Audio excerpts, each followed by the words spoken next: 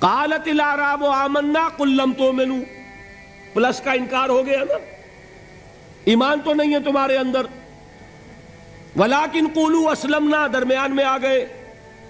ولما يدخل الایمان فی قلوبکم، مزید تاکید ہو گئی ایمان تمہارے دلوں میں داخل نہیں ہوا. لیکن اب آگے چلیے.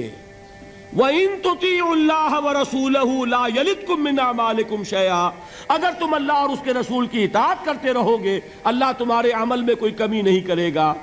اس سے ثابت ہو گیا منافق بھی نہیں، اس لیے کہ منافق کا کوئی عمل قبول نہیں. منافق تو وہ مائنس ویلیو ہے، اس کے ساتھ کوئی نیکی قبول ہو نہیں سکتی. کیا عبداللہ ابن ابی کی نمازیں قبول ہوئیں؟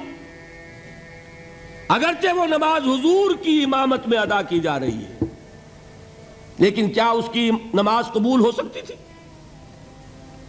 وہ آپ کو یاد ہوگا واقعہ، جب مرا ہے وہ شخص رئیس المنافقین عبداللہ ابن ابی،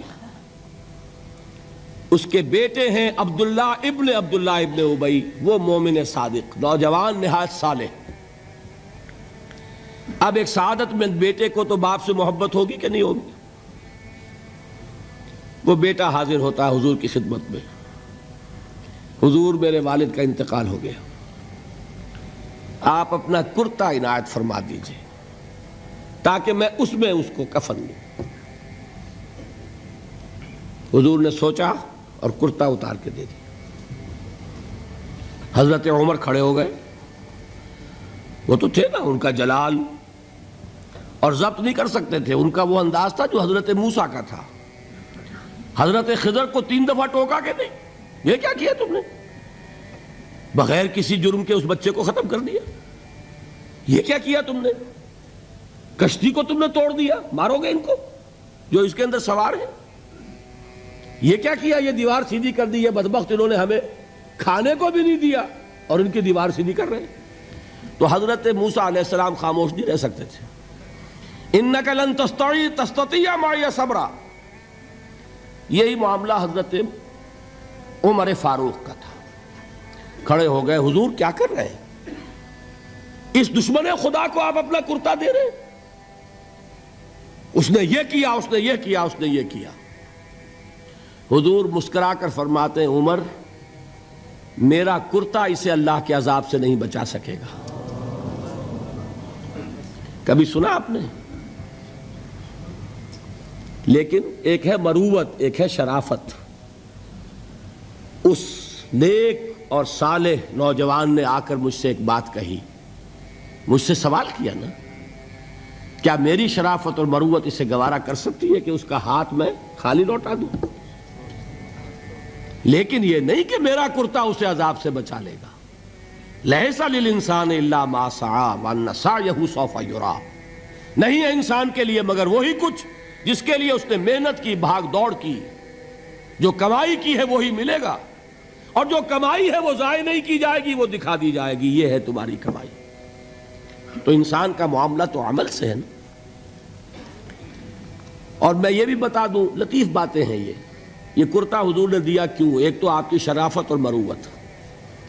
اسی شرافت اور مروت کا ایک اور پہلو یہ تھا، حضور اس شخص کا ایک احسان اپنے اوپر سمجھتے تھے. غزوہ بدر میں حضرت عباس حضور کے چچا کفار کی طرف سے آئے تھے، ایمان نہیں لائے تھے اس وقت تک، اور وہ اسیران بدر میں تھے. بدر کی جنگ کے بعد جو قیدی تھے ان میں عباس بھی ہیں رضی اللہ تعالی عنہ. ان کو پاس کرتا نہیں تھا، کرتے کی ضرورت پیش آئی. وہ طویل القامت انسان تھے. عبداللہ ابن ابی نے اس وقت کرتا دیا تھا عباس کو. اس کو محمد الرسول اللہ اپنے اوپر ایک احسان سمجھتے تھے کہ میرے چچا کو اس شخص نے ایک وقت میں کرتا دیا تھا.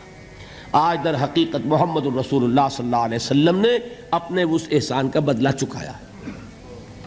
بہرحال بات جو ہو رہی تھی اس کو سمجھیے. منافق اندر جو کچھ ہے وہ ہے اور اللہ جانتا ہے. اللہ کا رسول جانتا تھا لیکن اس نے اس کو چھپایا اور تاکید کر دی. جس کو بتایا بھی ایک صاحب حضرت حذیفہ ابن یمان. کچھ منافقوں کے نام بتا دیے تھے آپ نے یہ میں واقعہ آپ کو پورا سناؤں گا جبکہ نفاق پر گفتگو ہوگی، لیکن ساتھ ہی کہہ دیا تھا دیکھنا کسی کو بتانا نہیں، یہ میرا راز ہے تمہارے پاس۔ اب لوگ ان سے پوچھتے بھی تھے، وہ بتاتے نہیں تھے۔ ان کا نام پڑ گیا صاحب و سر نبی، یہ نبی کے رازدان ہیں، ان کے پاس نبی کا ایک راز ہے، وہ راز ہی رہا۔ میں بتاؤں گا کہ کس نے پوچھا تھا، وہ تب نفاق کی حقیقت سمجھ میں آئے گی۔ بہرحال یہ بات سمجھ لیں، قانوناً ایک شخص مسلمان ہے، حقیقت کے اعتبار سے اس کی تین شکلیں ہو سکتی ہیں، یا مثبت طور پر مومن اور ایمان کے درجات بے شمار ہوں گے، +1 سے لے کر +انفینٹی تک، یا منفی طور پر منافق، -1 سے لے کر اور -انفینٹی تک، اور درمیان میں ایک زیرو کا مقام بھی ہے، نہ منافق نہ مومن، بس وہ مسلمان ہے، وہ ہے جس کو فرمایا گیا ان تطیعوا اللہ ورسولہ۔ دیکھو ایمان تو تمہارے دلوں میں نہیں ہے، لیکن اگر تم اطاعت کرتے رہو گے اللہ کی اور اس کے رسول کی، اس حالت میں لا یلدکم من اعمالکم شیئا، اللہ تمہارے اعمال میں کوئی کمی نہیں کرے گا، اس کے اجر و ثواب سے تمہیں محروم نہیں رکھے گا۔